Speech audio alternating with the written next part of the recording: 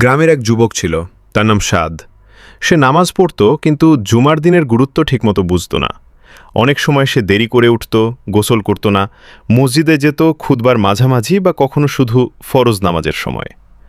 একদিন তার দাদু তাকে বললেন, বাবা সাদ, তুমি কি জানো শুক্রবার মুসলমানদের জন্য ঈদের মতো একটি দিন? সাদ হেসে বলল, দাদু, জুমা তো শুধু একটা নামাজ, তাই না?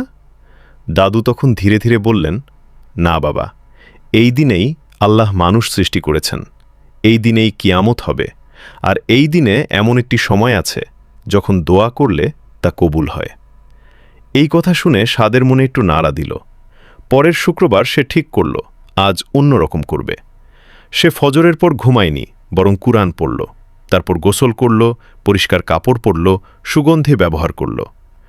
আগেভাগেই মসজিদে গিয়ে প্রথম কাতারে বসে খুতবা মন দিয়ে শুনল। ইমাম সাহেব খুতবায় বলছিলেন, যে ব্যক্তি জুমার দিনে আগে আগে মসজিদে আসে সে যেন আল্লাহর কাছে বড় কুরবানির সওয়াব পায়। সাদের চোখে পানি চলে এলো।